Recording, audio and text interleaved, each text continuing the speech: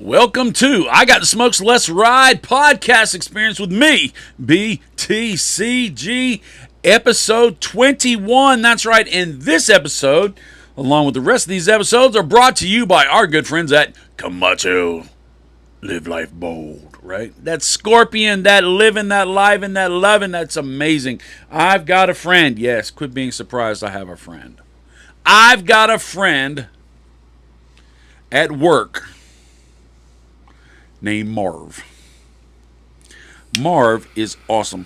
He's just a neat fella. But he has a voice that literally is one of those voices that would do the deep introduction on a movie. Coming to you from a place far. I mean, it is literally one of those voiceover voices. And Marv is awesome. Marv is fantastic.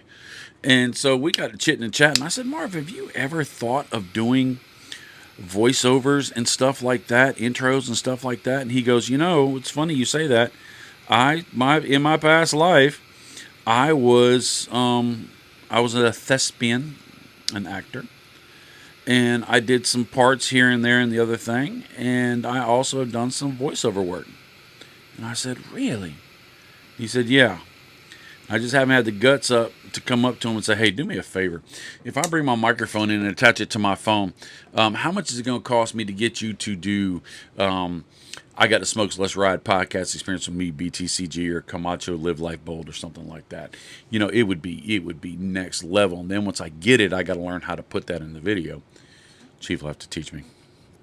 But what Chief does not have to teach me and what Marv does not have to promote is the fact that I get to take this cigar and put it in my mouth. It is a Camacho cigar. Where's the band? There's the band. The Camacho. My goodness. And this is one of my favorite Camacho cigars that I have smoked yet.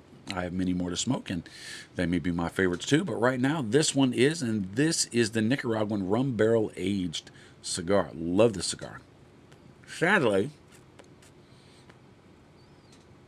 this cigar is discontinued, but I have a box. Well, I have less of a box now, and they've been hidden. I just put them up and away, and I haven't smoked them. They've been hidden for a long time, and now they're coming to see the light of day. And as soon as they do, they get set on fire, and don't feel bad for the cigar. Oh, that poor cigar is, just fine, living his life in the humidor, just staying all alone in the dark, comfortable, nestled with his friends, and you come through like the claw on Toy Story and reach down and pick one of them up, and they're all excited because they get to go to greatness, and then you take and you give them a very close haircut by cutting the top of their cap off, and then you start to warm up their feet and then set them on fire, and then you proceed to turn them into ash. Poor cigar. No, don't be mad at that. Don't be sad for that cigar. This cigar is happy it gets to be this. Over 200 hands have said, hey, we're going to make you into something that's going to be great for somebody. That somebody's me. They didn't have me in mind, but I wish they did. And the way it tastes, I know they done.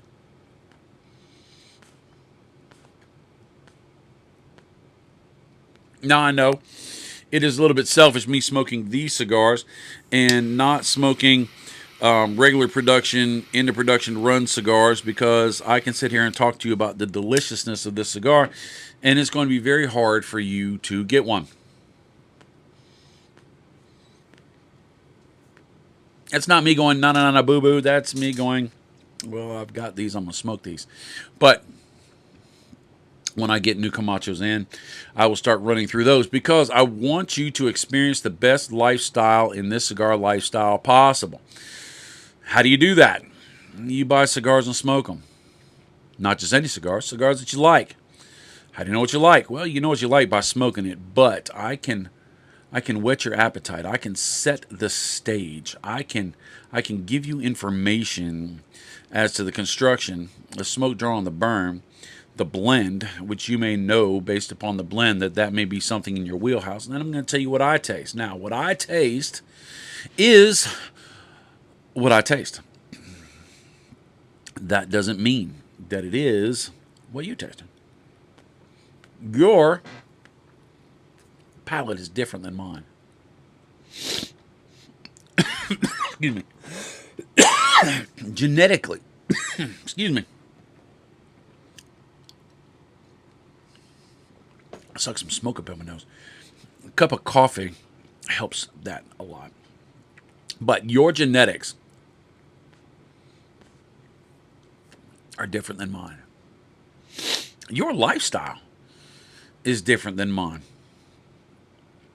Your likes and dislikes is different than mine. With that being said, because our genetics are different, you may be more sensitive to spicy than I am. You may lean towards the desire for something more umami or pasta-y. I don't think that's possible than me, because I like me some pasta. Taters, beans, and noodles. All right. You may eat nothing but vegetables, and your palate is used to being tortured. My palate's used to eating meat, and so it's happy. Just saying. And then there is likes and dislikes. You may like Brussels sprouts, asparagus, cauliflower, broccoli. I don't at all. Ever. And so when I smoke a cigar, I taste what I taste. And I'll tell you what I taste. Now, I do my best. Thank God I've never had a cigar that tastes like broccoli, asparagus, cauliflower, or Brussels sprouts. I do my best to be as unbiased in the flavors. Moment of transparency. There are some cigars that I review that I don't like the flavors. So, it's not for me to tell you what to like or not like. It's me to tell you what I taste, and you can choose that yourself. Right? That's how it ought to be. You make that decision because it's about you. So I try to be as transparent, as honest, and as clear as possible and tell you what I taste. And allow you to take the moment to decide. Now, there are a few times in a few videos where I've said, God, this cigar tastes bad. And that's usually not because of a flavor, but that's usually because that the flavors don't make sense, or the flavors are offensive, or they don't taste like good, solid flavors, like, cedary. It tastes kind of like cedar, but been walked over by 100 people and cows and stuff like that. It's kind of muddy. So I make a point to try to tell you what I taste. Now, I will tell you empirically about the cigar with the draw, how it draws, because that can be measured. The burn, because that can be observed. And the smoke, because that can, you can measure that, how much smoke comes out, right? How full it is, how thick the smoke tastes, and all those experiences. So in those, I do tell you whether it's good or bad. Flavors, I don't. But this cigar's good. I'm not supposed to tell you that. It's good to me. If you ever disagree with me, you're right. For you. 100%. Now, you can't disagree with me when I tell you this. You're awesome. You're fantastic. You're phenomenal. It's 5 o'clock. It's time to go home. You're in the car. You're sitting there with me. Thanks. I appreciate it. Get to the house. Open that door, shut it, get outside, get in the house. Be with the ones that love you, the ones that you love, because life begins on the other side of that door. And I do mean that. I do mean that. You're lovable. You have love to give. You're worth loving. And people love you. I know you're awesome and you're worth it. I do. So let's get that said, because that's important to say. Now, we had the First Lady on last week.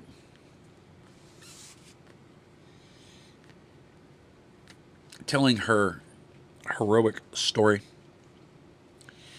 Notice that I said heroic story instead of her being a hero. I've changed the way I said it because Maya Angelou said, when you know better, do better. And I say, surround yourself with smart people. Be the dumbest person in the room, and you'll learn the most if you keep your mouth shut. I live by that. I had one of these opportunities last week, unfortunately. A good friend of mine and a good friend of the family, a good friend of the channel, and a true tobacco man, if ever there was one, Mark Ryan, passed away. Mark Ryan's responsible for keeping the Perique process alive. You can only do the Perique process in La Poche Parish, true Perique process in La Poche Parish. And he had a very small factory that put out a very difficult process that was very boutique. Most of it was pipes. Some of it was on different cigars. One of the cigars was the Pappy Van Winkle barrel fermented, that Tapa Negra. It was, and so I got to hang out with Mark Ryan at a lot of barn smoker events with Drew Estate because he would come, and so we get to hang out. We became good friends, and he passed. And so we got to spend time with after the funeral, in the graveside. We all met at a restaurant and smoked cigars with anybody that wanted to smoke cigars. And so I was sitting there with some great people. Miss Emily was there, Mark Sweetie, First Lady was there, a young man who's a new cigar smoker who was just a next door neighbor, and Mark Ryan introduced him to cigars, and so he was a really new smoker, and so he sat next to me. We did a lot of talking. He had a lot of questions, and we had great conversations. Then there was two fellers that had been in the business for 20, 30 years in the industry with Mark, mainly in pipes and selling pipes and stuff like that, and so it was interesting to have that perspective. Then there was Glenn Wolfson and Mr. Rich, both from Drew Estate. They happened to be there to pay their respects, and so we got to sit there and chat it up, and it was really, really, like I said, it was a fun time because we were there for a reason. But to come together and have what Mark would have had is just sit down, smoke cigars, and tell stories was to me a fitting end to Mark's life, to remember him. I think it served him and his memory well. So we're sitting there talking, and if you've ever hung out with me and you tell me good things about yourself, I will tell everybody. I will. First Lady said it, and it actually rung true with me, and I guess it's true right now. She goes, it seems like our whole life is a podcast. Whatever goes on, he talks about. And I'm like, in my head going, no, I don't. Wait. Well, that's just a couple times. No, I didn't. But wait. Well, that was just, no. Ooh. God, no. I do talk about a lot of stuff. But if I'm sitting with you and you're talking about great things or great celebrations or great events or milestones or whatever, I will do my best to be a good frame around a masterpiece. And that masterpiece is you. I am real quick to pass praise and attaboys and encouragement and accolades to anybody every chance I can. I really do. I try to give them moments to shine. Now, you think that's wonderful. You think that's nice. You think that's being sacrificial or whatever, this and that. No, it's because I'm a selfish individual. I spent the first many years of my life having to be the center of attention. I wanted all the eyes on me. I was self-promoting. I was promoting myself all the time. I would try and take your shine and make it my shine. I would. I was horrendous with that.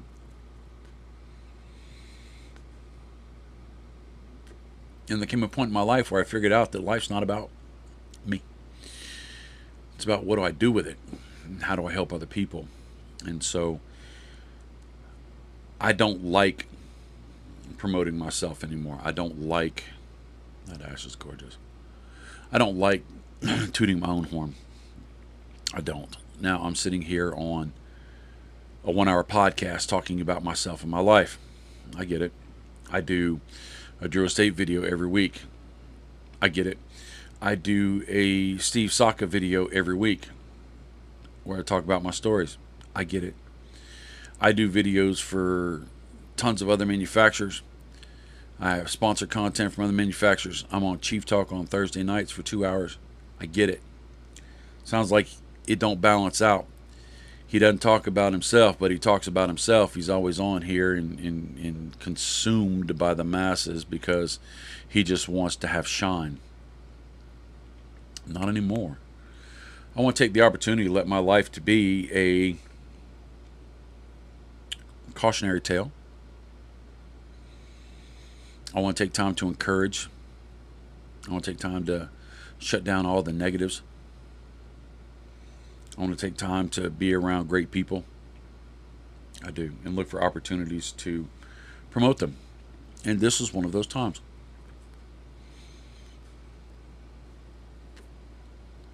It was funny. Well, I'll tell that in a second. Sorry. And it's going to be about me. It does not escape me. But I talked about, we're sitting there with Rich and Glenn, and we're talking about horses, and you know my love for horses. And you know from last week the heroism of the First Lady and her humility. She would not talk about it. I guarantee she wouldn't have brought it up. So guess what I did? And I said, let me tell you, you ought to ask Sarah, speaking of horses, you ought to ask Sarah about her being a hero on horses. And of course, Sarah, being genuinely humble, said, no, it was not. I was not being a hero. I just happened to be there at the time. And I just, I was a calm head in the situation, just like she did on the podcast. If you haven't watched last week's podcast, it's one of the best podcasts ever. Not because I'm there, but because the First Lady's there, and she did a great job. But I said, no, she was a hero. I said, isn't that what heroes always say, and this and that? And Glenn is an amazing person. I don't know Rich well. I hope I get to know Rich in the future, but I don't know Rich well. But I've seen Glenn at work with his people. I've seen Glenn survey events. I've had chances to sit and talk with him. I've talked to great people that are my friends, that are friends with him, and they tell his stories. And he embodies that CEO vibe because he makes you want to sit up a little straighter without telling you to sit up, right? He gives you a feeling of he's got an authority, but he's not trying to use it on anybody, and he wants you to rise to the occasion of being the best you can be. And he did a CEO thing. Because Sarah's like, no, I'm not a hero, blah, blah, blah, blah, blah. And he looked at me, and I did not feel threatened at all. I did not feel called down at all. And that's a gift. To be able to say corrective information in a way where somebody receives it and doesn't feel bad about it and doesn't feel like, I can't believe you're talking about me or blah, blah, blah, blah, blah. Especially if you're not in my power structure. You're not my boss. You're not my wife, right? You don't pay my rent.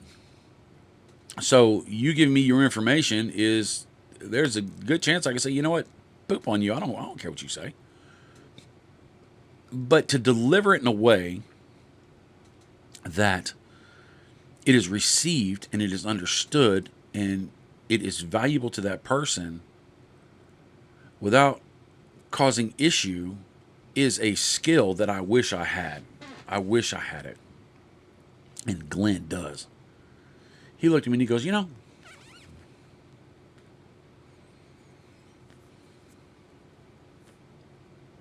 he goes, what if instead of saying that Sarah was a hero, that her actions were heroic? I see. That's it. I see. Now, I see what he's saying, but what I'm saying is I see. I did HERO. He did HEROIC. And it changed the context of everything. And in thinking about it, it took away the responsibility of being a hero. It took away the opportunity for your pride to get up there and, yes, I'm a hero, you're not a hero. It took away the separation between the person you're talking about and the people in the conversation. Because you're talking about an action. And it makes sense. And I was like, dang. And so I did. I don't care. I ain't thinking. Cigars help me a lot because when I want to say something real fast, I usually throw the cigar in my mouth.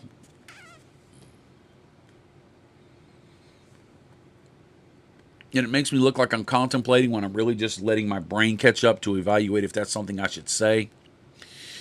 Well, I didn't have the cigar in my mouth at the time. By the way, we were smoking Drew Estate's Pavia and Winkle Barrel for a minute. I brought a box down, and we all shared it.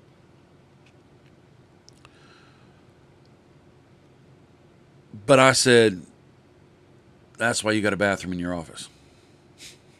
And I don't. And I am in my shed. Which is hilarious.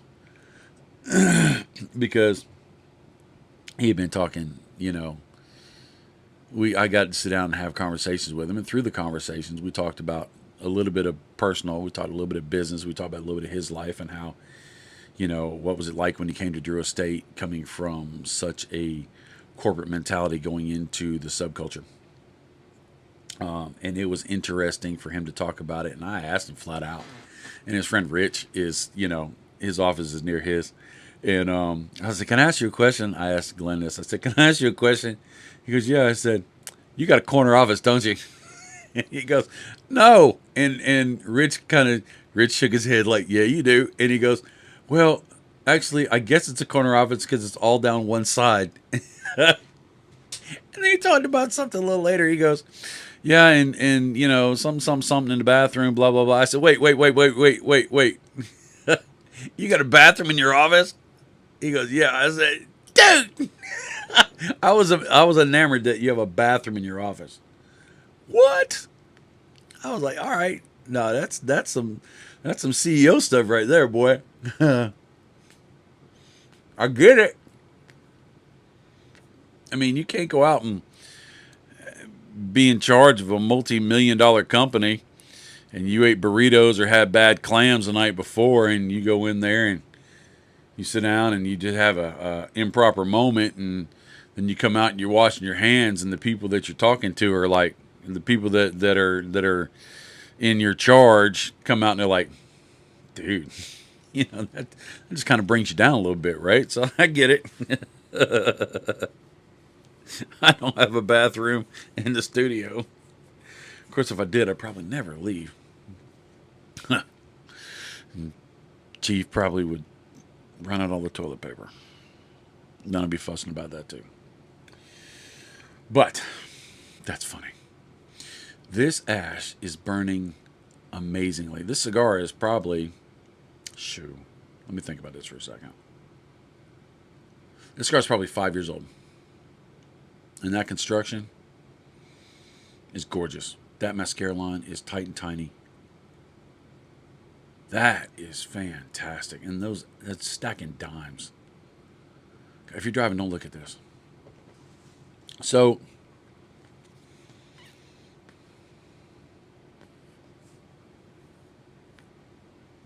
we got to spend a lot of time.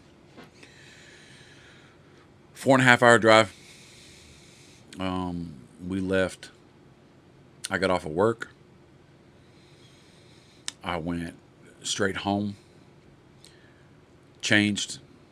20 minutes. 20 minutes we're in the car headed. Stopped and got gas. Stopped and got something to eat. And kept on booking.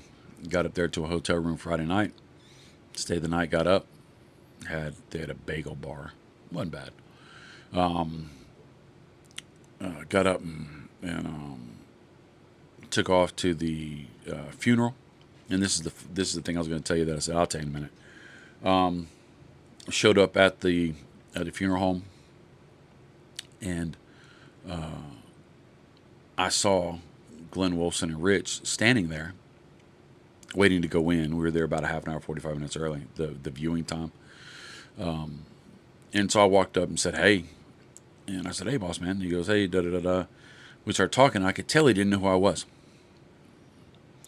which was kind of funny. And I introduced Sarah as the first lady. I said, "This is, you remember Sarah, the first lady?" "Oh yeah, hey, how you doing?" But I don't fault him because he sees hundreds of thousands of people probably every year, and everybody wants to come up and take his time, and everybody thinks he's their friend. And I was like, "All right, no biggie." You know, I understand because I've had people come up to me and I've never seen them before, or I've seen them once and I can't remember their name. And so it wasn't like I was feeling slighted, but it was kind of funny. And so I was trying to give him an in. I said, "Yeah, it's probably you." I said, "It looked different in dressy clothes." I said, "Usually I have Bob Cigar written across my chest." And so Rich, I had never met Rich in person, and so we're talking, and I asked them about them and about all sorts of just Drew Estate questions and stuff like that, just having small talk. And he goes, "So what do you do?" And I told him, I think First Lady said that he's Bob the Cigar Guy in the industry, media, blah, blah, blah, blah, blah, him and Chief. And so that goes on for about a half an hour. We had good conversations, great conversations. Then we go into the viewing room where they're going to have the funeral services, the memorial services. And we all sit down in the same pew.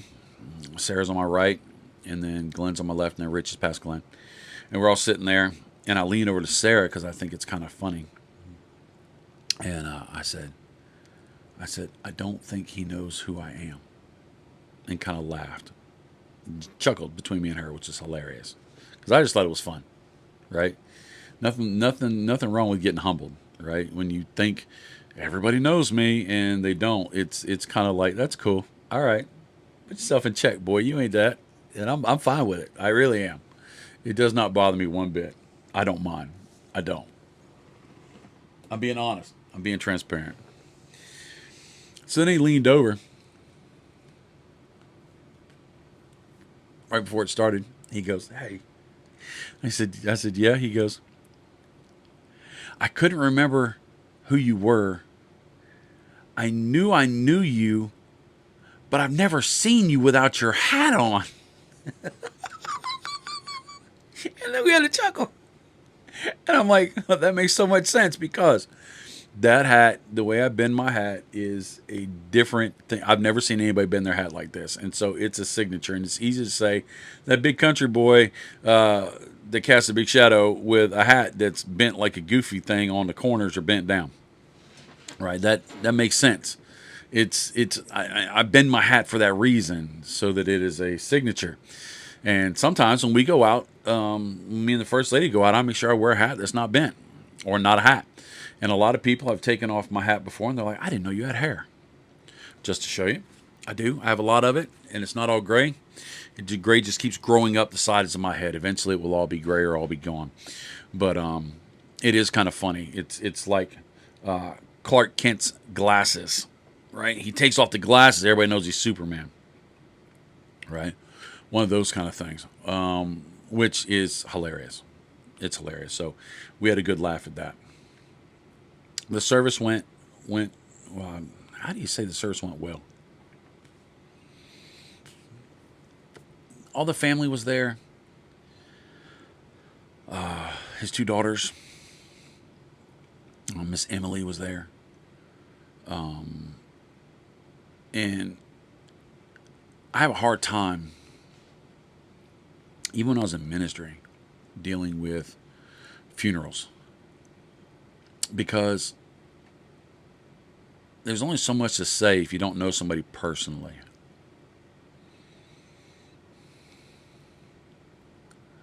You want to reach out to them, you want to encourage them, you want to give them stability in a time of instability, you want to give them peace. You want to let them know that they're not alone. You want to let them know that life goes on. But you know what? Kind of like when Glenn was giving me suggestions about hero and heroic. I'm not in their hierarchy. I'm just somebody that's going to come up to them because I knew somebody they knew, and I'm going to talk to them like I know them. It always worries me that the words are hollow.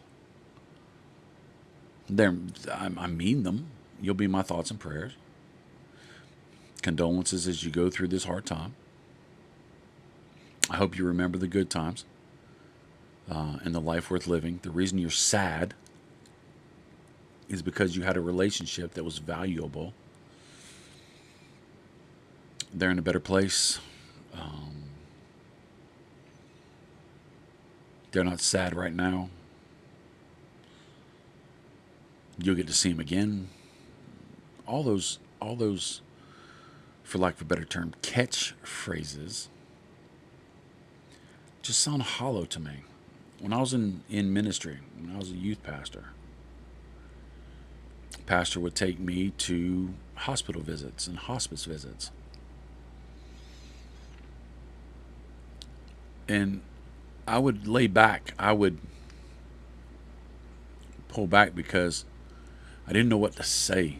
I mean, people are in emotional turmoil, and you don't know how much ability they have to process right now. Maybe they need for you just to be quiet. Maybe they need for you to talk. Maybe they need for you just to be. Maybe they need for them to be alone. Maybe they need to be distracted. Maybe they need to be in a crowd. And you don't know what that is most times. They don't express those feelings because part of it is I have to present well for my loved one who is not here anymore because I am now in their, I'm standing up for them in this moment. And I want them to be proud. I want to do them justice. And then part of it may be them breaking down inside. Or there may be relation issues that you didn't know. And maybe they have issues. And you might say something that, they have a problem with. It's hard. And so I kind of hang back a little bit. And then I look for opportunities to try to share words of encouragement, words of peace, without it being directed at that person. So they can choose to take it, or they can choose to let it pass by if they don't feel like the spotlight's on them. And I did that. After the funeral,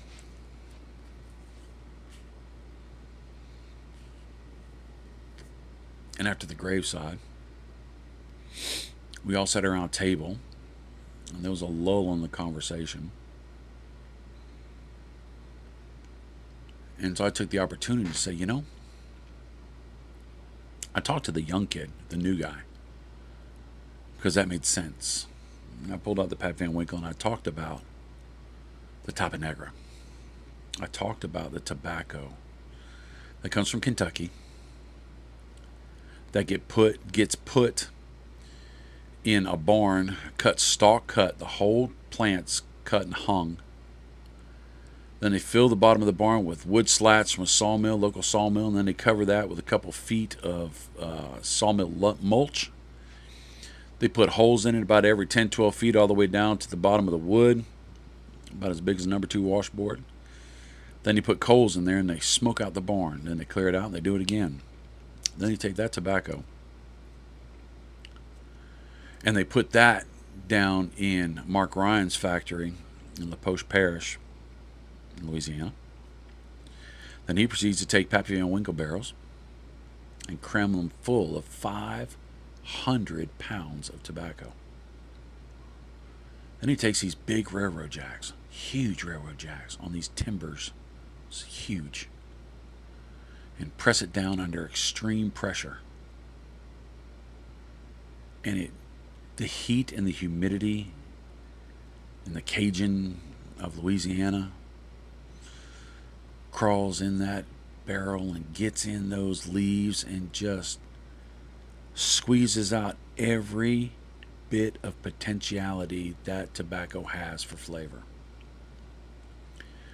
And they take it and they unpack it and they pack it again, and they flip it over and they do it again. And then that tobacco is the pre process.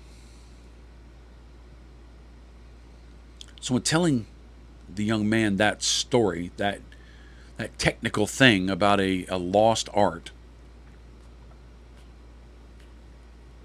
I then took the time to talk about Mark Ryan,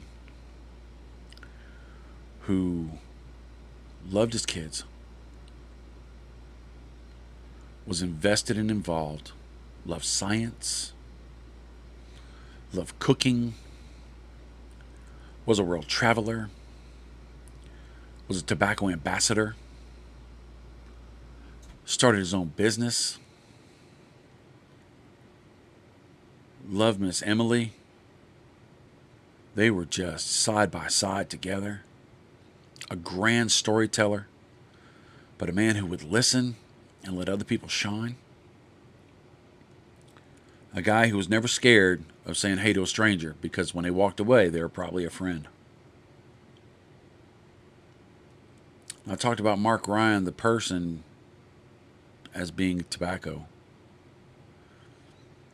and how he intentionally put himself through transitional processes of different varieties, from being stalk cut, which is a different type of the process, being smoked for a couple weeks, to being barrel fermented in the Perique process, to being added to amazing tobaccos to make a blend that was just phenomenal.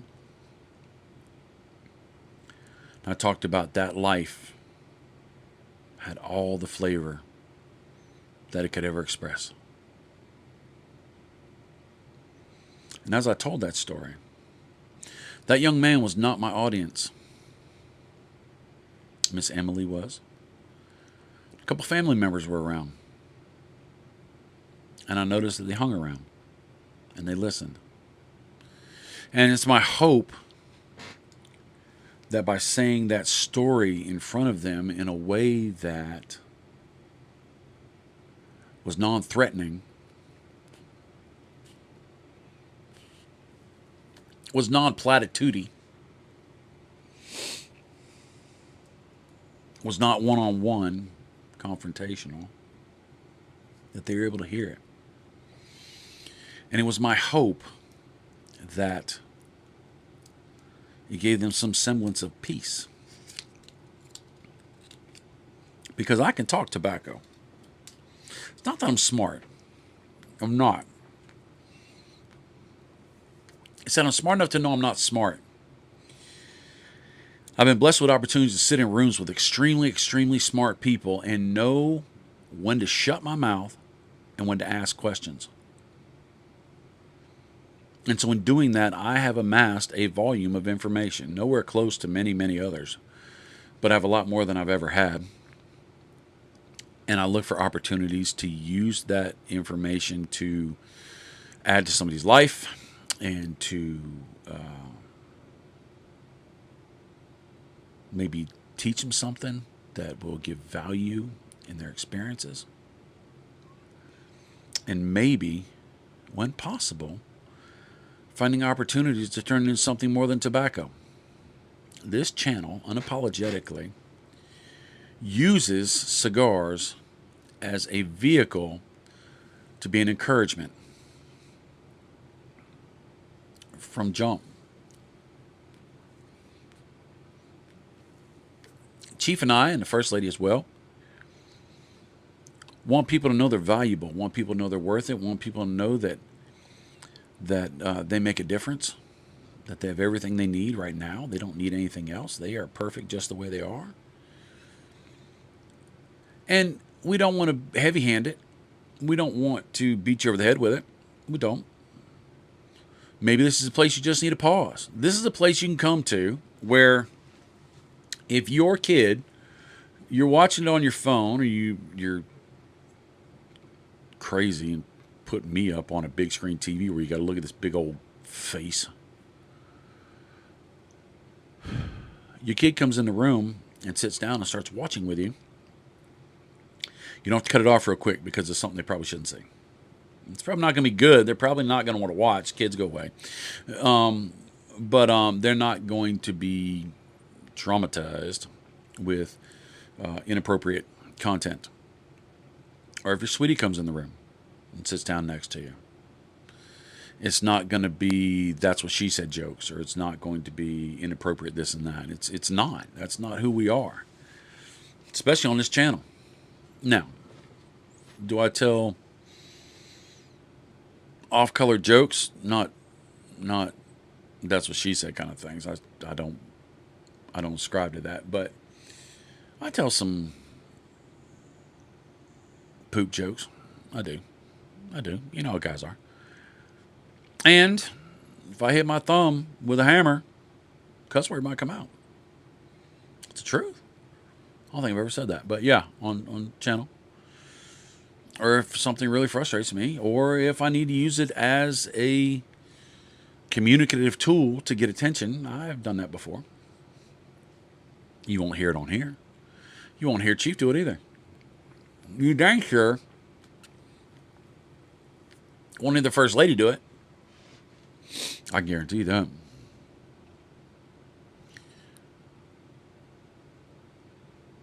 I don't know where I'm going with this.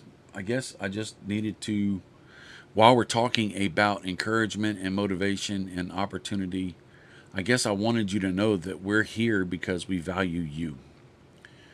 Part of the purpose of who we are is so that we can help others but realize who they are. Because you'll need us. You don't need nothing. It's all you, baby. You got this.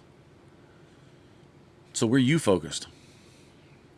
And hopefully there's value in it and you want to share it. Especially since this episode is brought to you by Camacho Cigars. That's right. This is sponsored content. So please watch it often. And tell your friends so they can watch it too. Don't cheat and turn on all your devices so we get extra views. Don't do that. And check out our other stuff, by the way. We got Chief Talk every Thursday at 8:15. Fun, phenomenal, and fantastic. He's got a Discord. The channel's got a Discord. Go on the Discord. I don't do Discord. You'll be talking with Chief completely. We got Drew's Day. We got Soccer Sunday. We got Second Saturday with the First Lady. Once a month. Huge giveaways, live show. Great show. The information she's dropping right now is crazy, and she has done her research. We also have different coverages. Right now we're going through PCA. We're still going through PCA. And then after PCA, we've got reviews of most of the cigars that I got from PCA. So there's going to be a ton of content coming out. We also have sponsored content from Aganorsa and JC Newman. Who else have we got? Adventura? No. Natura. They sponsor Drew Estate. Them and Drew Estate sponsor Chief Talk. We have another sponsor. I have another sponsor. It escapes me.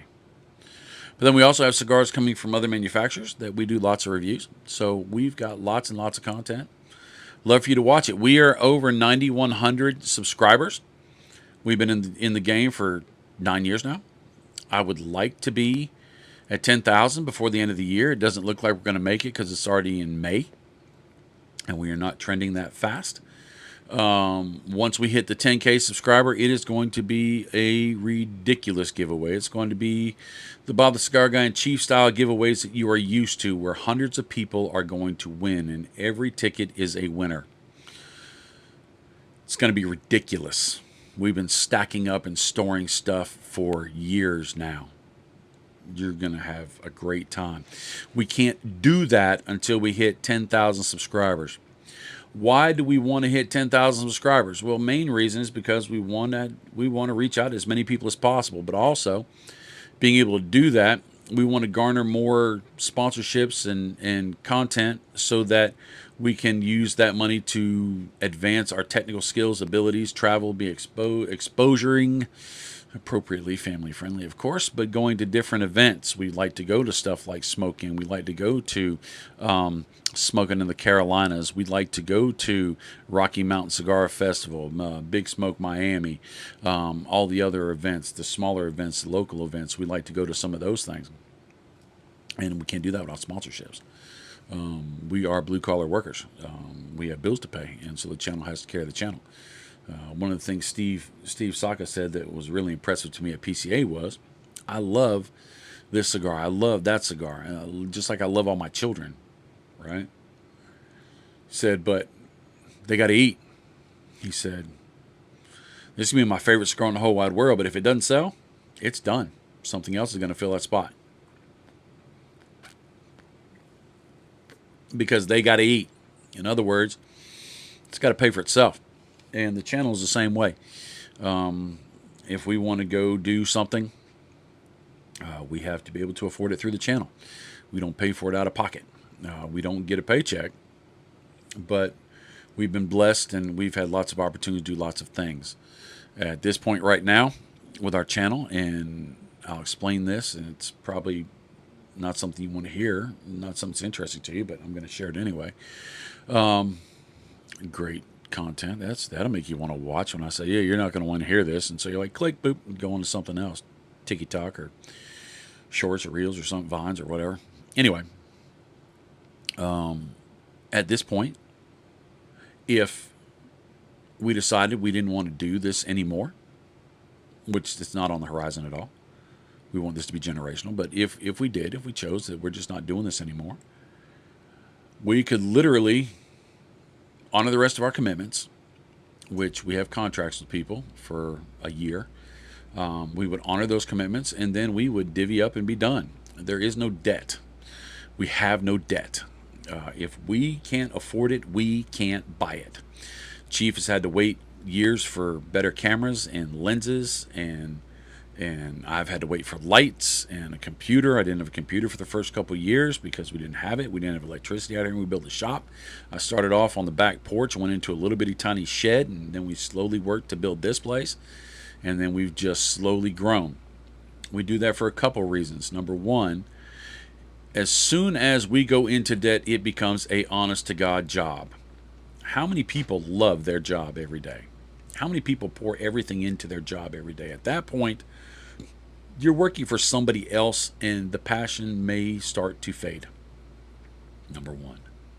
Number two, when it becomes a debt or your primary income, there is a propensity to have to make very tough decisions. I'll give you one.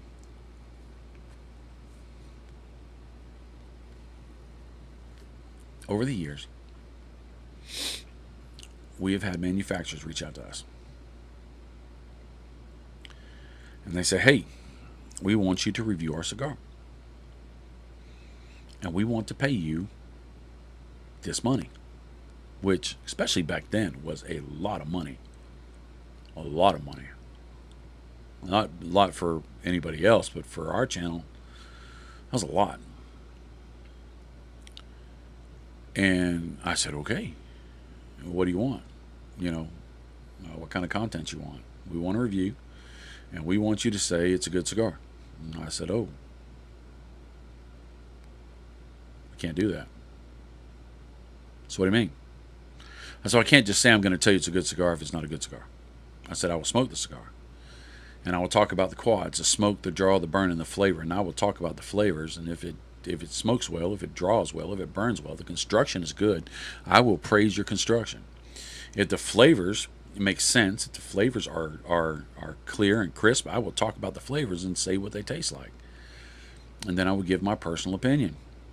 I cannot guarantee a good interview. I can guarantee an honest interview. I said, so, if you want, because, this is big money. I was like, if you want, you could send me one of those cigars and I'll smoke it and I'll tell you if it's going to be a good interview or not. Or I could do the interview or the review and send it to you, and you could tell me if you want me to post it or not. But I can't promise you a good interview. Crickets. Never heard from him again. What was funny is, over the next month, month and a half, I saw reviews of that cigar, and everyone was good.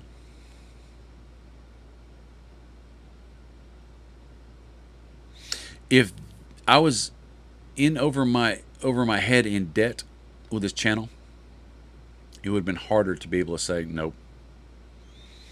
If this was my prime job and mortgage was due and babies need food and this and that, it'd been harder to make that decision. I hope I would still, but life be lifing.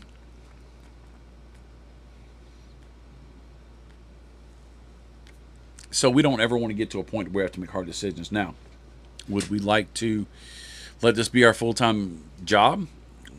Chief gets full-time paycheck, I get a full-time paycheck, and everything else. Yeah, that'd be great. But not at the expense of our values. So I don't ever see that happening.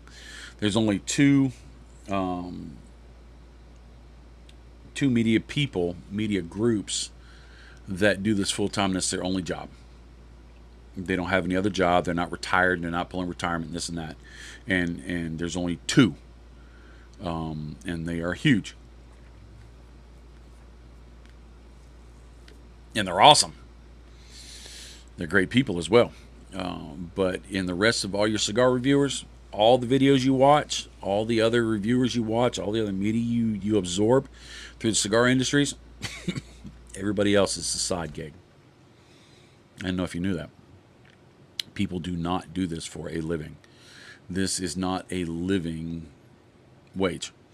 You spend a lot of time and you don't get a lot of money. But you don't do it for that. People play basketball in the basketball courts from when they're children to when they're wearing knee braces and having to take potty breaks. And no, they're never going to the NBA. They do it for the game. They do it because they love the sport. They wear the clothes. They buy the shoes. They watch the shows. They do the fantasy leagues because of the passion. They talk about it because they love it. And that's what most of your cigar media do. They do it for that reason. And let's face it, you get cigars and you get experiences. And that's pretty cool.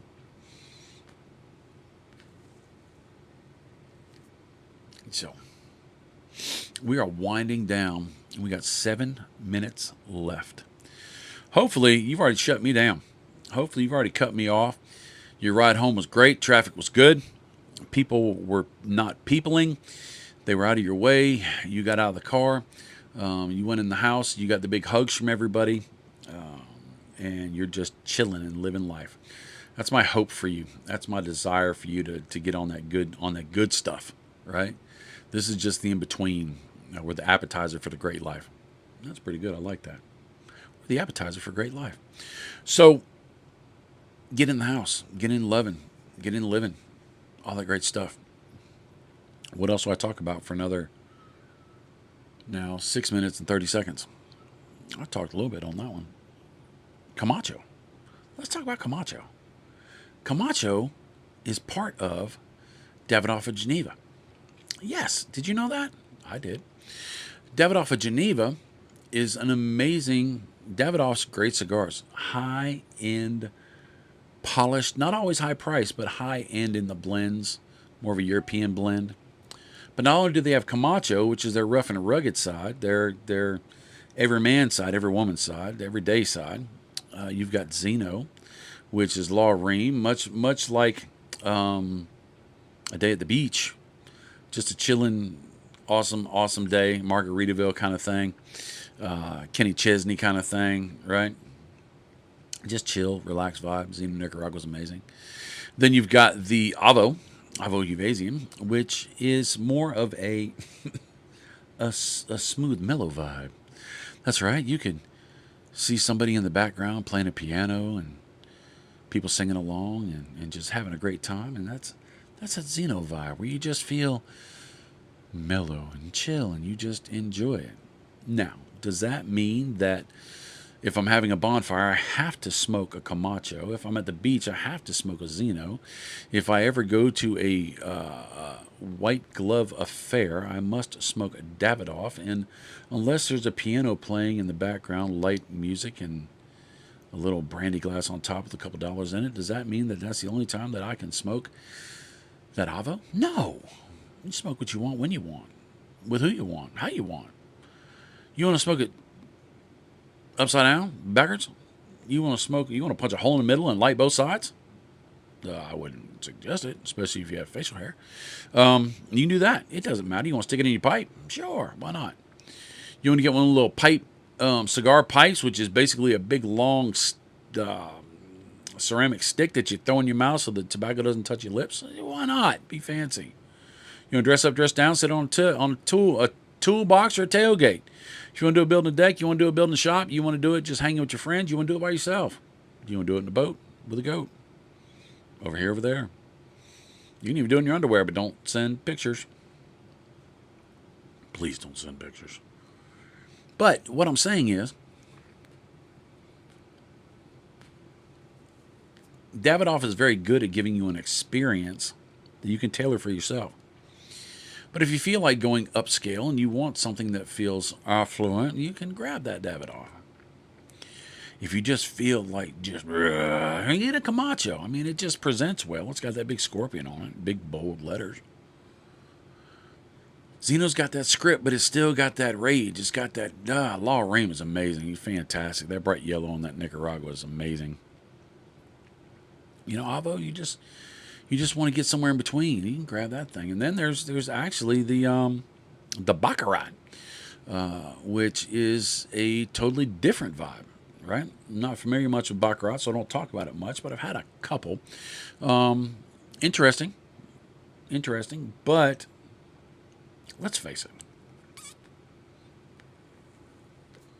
If you took all the bands off your cigars, all of them, none of them are in boxes, you don't know the names, you don't know the packaging,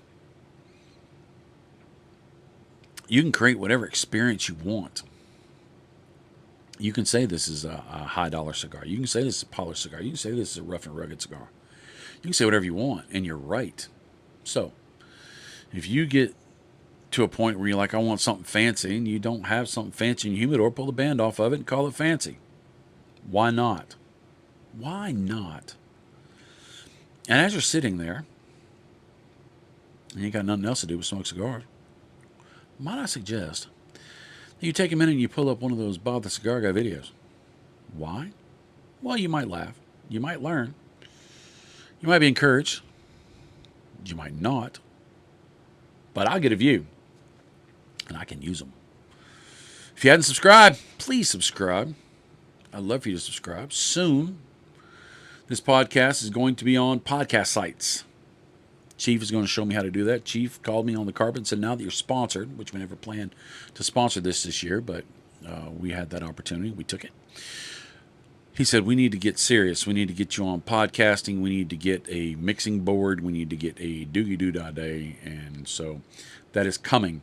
Chief is extremely busy right now putting out PCA content. He still has another week's worth of PCA content. And then when that's done, then we're going to work on Year of the Chief, and then he's going to start working on this podcast. So coming very soon, you will be seeing or hearing us on those channels. And it's my hope that it'll actually drive more people to the channel as well. So in a couple of weeks, when you start hearing me say, hey, if you're on Spotify or if you're watching this on a podcast site, please check out the Bob the Cigar Guy YouTube page. I'll start promoting that. So just I know you know. It's just for the new people, hopefully, and just that we can bring a bigger community. If you want a great community, check out Chief Talk on Thursdays at 8:15. Absolutely. It is a community. The conversations on the side have nothing to do with what me and Chief are talking about, and we love it because it's just people getting together. You can drop on that Discord. That's even a bigger deep drive because Discord is awesome. Chief does a great job with that, and they do all sorts of stuff, and he's doing a promo right now, Chief Stick Picks of the Week, which you sent in a great picture. He's going to post it up, and at the end of the year, we're going to vote on them and maybe do a bracket challenge on Chief Talk, and then you get a chance to win a bunch of stuff. And if you know us, you know we give away a bunch of stuff. And we have 15 seconds left. I got to tell you, Camacho. That's right. I want to make sure I say it at least 4 times every video, and so I did. Camacho, that's 5. Camacho 6. Camacho 7. Camacho 8. Camacho 9. Camacho 10. That's right. I got it in 10 times out of 4. That's not bad, but I love you, and I'll see you next time, I hope. You're awesome. Later, Tater.